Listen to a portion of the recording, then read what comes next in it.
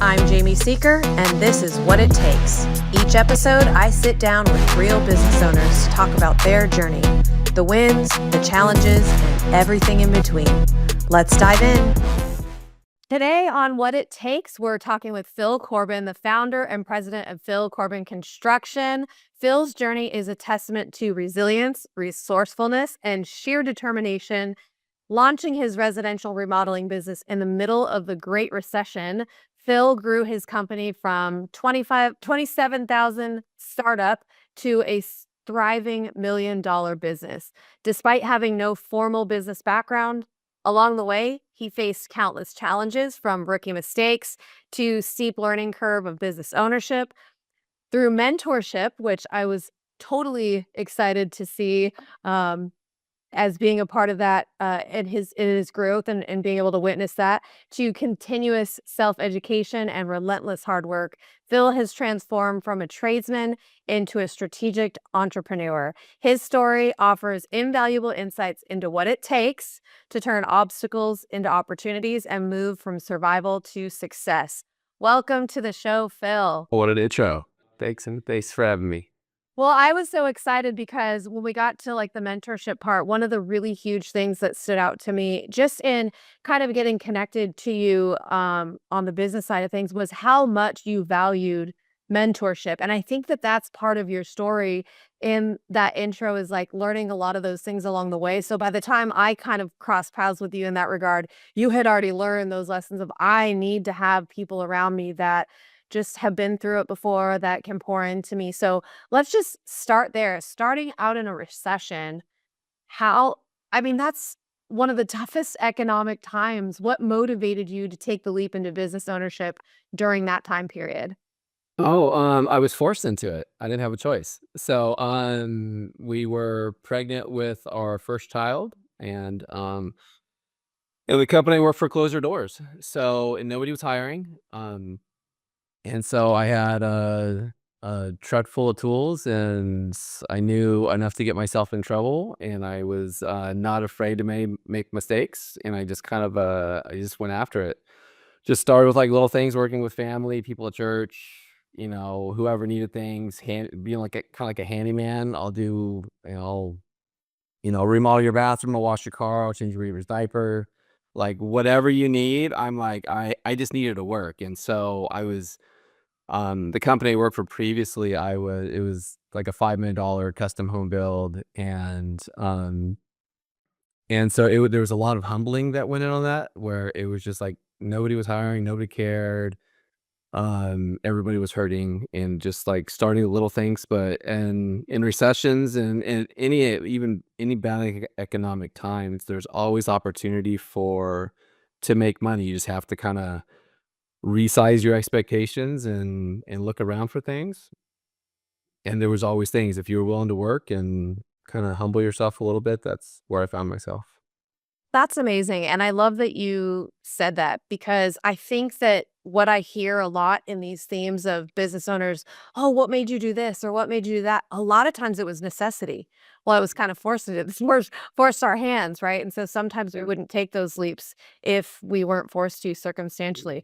But I also like the part about, look, there was work there. I just had to be willing to do it. And that's obviously something that you were willing to do. Do you think, and I know a little bit about you. And so I have the benefit of knowing kind of your background. And so it doesn't surprise me that you were able to kind of humble yourself and go in there. I know everything from just being a preacher's kid to being in the military. Do you think those things kind of got you to the point just to say, all right, let's just do what it takes? Or was it just more of a, hey, look into the future. I've got a kid coming. We got to do what we got to do. I think it's a combination of all of them. I think with the way I was raised, definitely a lot. I think my parents were really good at, especially my dad, like taking me around and learning how to talk to people. So learning to connect with people just in general, that was really beneficial. Definitely the time in the army. I think my biggest takeaway was, you can do more than you think you can, and you're never quite done. So looking at that, I mean, I got beat up pretty good in there, but it was really a thing of like, why, don't quit, just keep going, and that paid off. Oh, it sure did. I mean, let's talk about that first year. You went from 27K in the first year to, over $1 million business. So looking back, what were some of the biggest challenges in that first year and how did you overcome that? Oh, learning how to bid was a big one. Learning how to uh knowing my worth. I'm still learning that. I've been in yeah, what, 15 years now I think I've been on my own, and like still learning to be like I need to charge what I'm actually worth. And my wife tells me that all the time. So but yeah, the biggest obstacles, yeah, getting discouraged, a lot of times, I tell a lot of people it feels like uh, you're the dog sled, you're the dogs, and everybody else is just on for the ride, and it gets really frustrating and exhausting at that time. So, finding places and people around you that, kind of renew you and get you built back up, when especially when you get frustrated. So that's been surrounding yourself with other business owners that, are focused, going through similar things, or have gone through similar things and have already worked their way through has been really beneficial.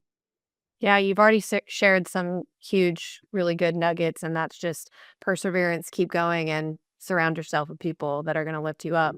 But you also started with no business background, no formal business background. You had, trade, like you said, you got a truck full of tools. Can you just share how you taught yourself those essentials? Obviously, it sounds like you made some mistakes in bidding and things like that, but talk about the essentials of running a business and some early mistakes you had to learn from. Um, I think I started, uh when I first went into business, I one of my the client that I was working for at the previous company I worked for, I'd been working there for a while. Like, I worked at this place for like 18 months, so I built a relationship. But he was a semi-retired guy, and he had owned a bunch of mid-sized businesses. And so I just went up and I'm like, hey, I just started asking questions. I just started asking like, hey, can I buy you lunch? And can I just ask you a question? He's like, absolutely. Sat down. So he just started kind of giving me some pointers to get me pointed in the right direction. Um Talking to other contractor friends that I knew, other business people that I knew.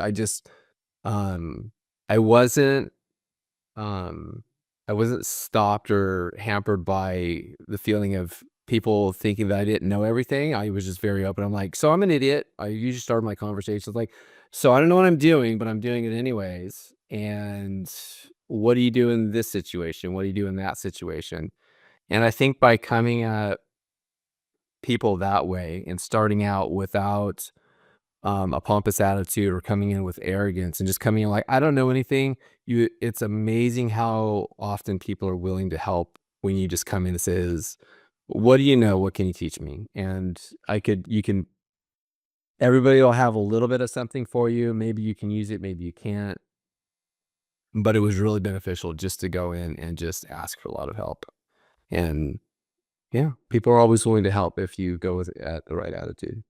That's great. And also, I think it's one thing to have people around you that can speak into you, but it takes a certain type of person to receive that information as well. So you kind of had this pivot, obviously, going from one revenue extreme to another. So there was clearly some growth there. Was there a pivotal moment or a breakthrough that made you realize this business was actually going to do it for you, like it was going to take off? Or was it just kind of a gradual thing? Talk to me about that piece. Um, the I think there was a point where it was just brute force that kinda kept me going for a while, and, Rachel, my wife, wanted me to, like, still apply for jobs and, go do something, like, nobody was hiring, so I'd lob out applications when there was something that seemed decent to go for. But, for the most part, it was just, like, really just slugging it out. The pivotal moments, there was, like, a handful of epiphanies in there, here and there. I think, um,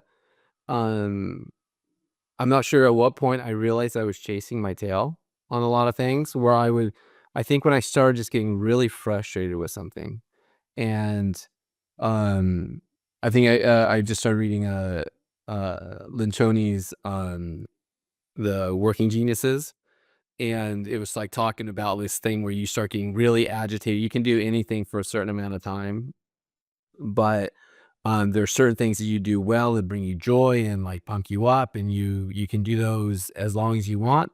And there's other things you can do for a certain amount of time, and there's other things you just don't, you fail miserably at. And I think I was with doing everything, I think I started realizing there's certain things I did really well.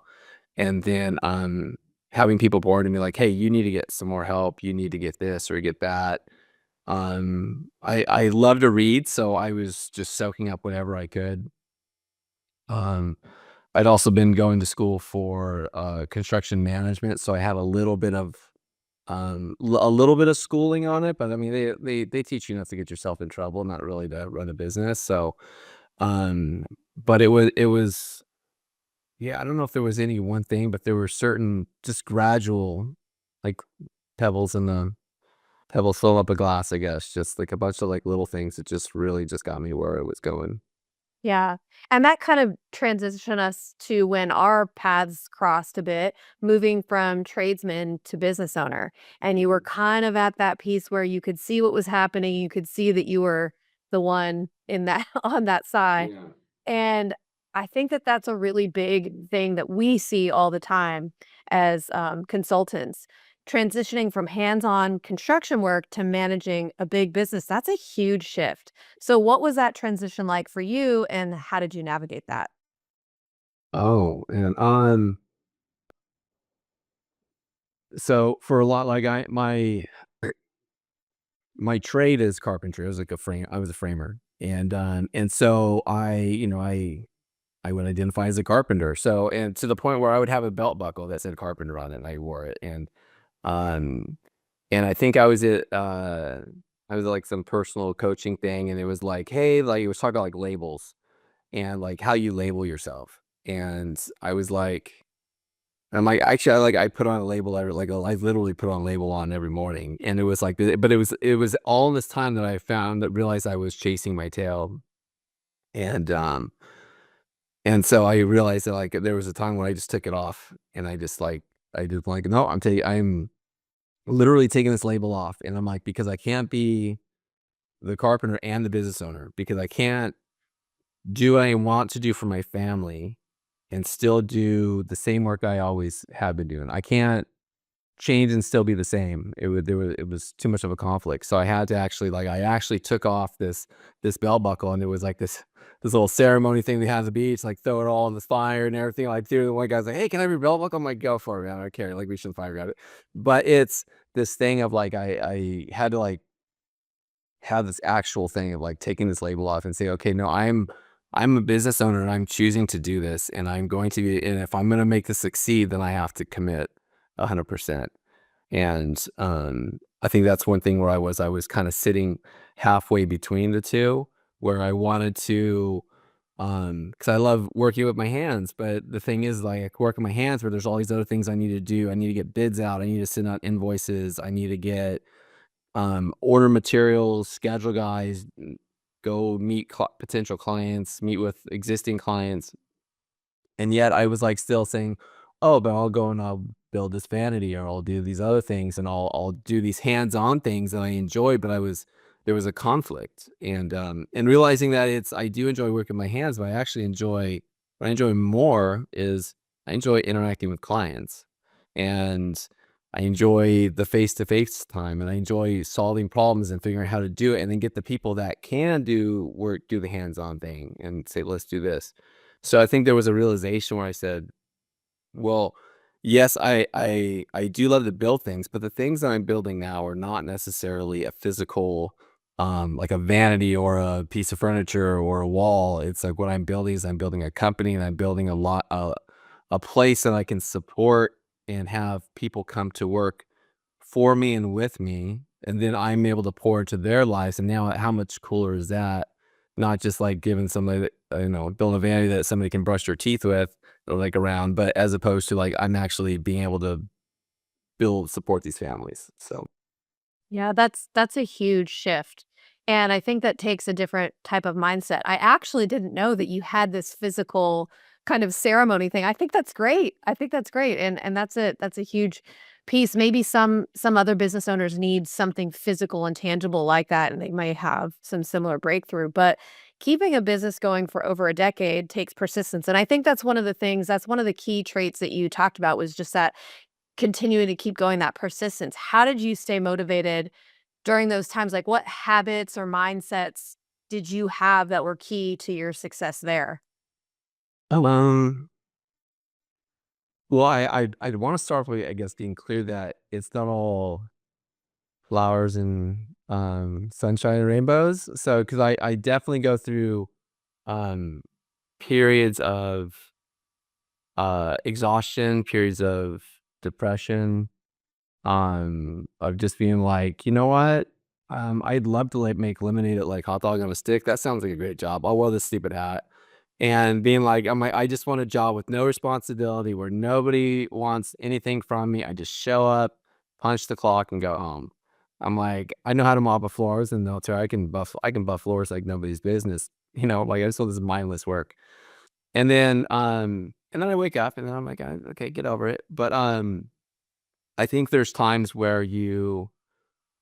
times where we get like bogged down, and I think you have to kind of have like a reset. For me, I'll have a reset where I need to go work with my hands and do something. I'll find something to like regular vacations is something that we've recently implemented, because recently we've been able to do it. Like for a long time we couldn't do it, and um that's been that's been huge recently for our family, for myself, for my own sanity. Is we tend to always take care of everybody else and take care of the business, but we neglect our own mental health and our own um physical body. Like, it's like I need to get back to working out and stuff. It's like I used to love doing that stuff, but it's like, well, the business comes before everything else. But I think sometimes just for me, it's taking points where I go do something creatively, because I need some kind of creative outlet that kind of resets me. Some camping trip with my boys, a day at the winery with my wife, a little trip or something like that. It doesn't have to be big, month-long things, but a long weekend is pretty nice too. So I think those are areas that kind of keep me going and recharge me. It's when I don't take the breaks. That's when realizing that the company is not going to stop if you're gone for a week or so. Um, maybe if you're gone for a month or two, but I mean, but if you're gone for a short amount of time, you can take, and it actually, you actually need that, because like they've done studies on it too, where if you're not taking breaks and stuff like that, you're not recharging your own batteries, then what's going to happen is you're going to have it where your ability to problem solve, your ability to interact with others, your creativeness that actually makes your business thrive won't be there. So, um, yeah, you just have to look at, there's a lot of self-care that you have to do, because nobody else is gonna do it for you. So, I think Thank that's you where so I sit. much. Yeah, thank you so much for sharing that, because that is something that we see all the time and we say it all the time. I think it hits different hearing it from just a fellow business owner and just saying, look, it's not a matter of if, it's a matter of when. You are going to feel discouraged. You are going to feel depressed. You are going to feel all the feelings, right? Overwhelmed, whatever it is. And you'll have these moments where you don't want this responsibility. But at the end of the day, you got into this business for a very specific reason. And most days, those reasons outweigh the bad, right? They outweigh the reasons that you don't want to do it.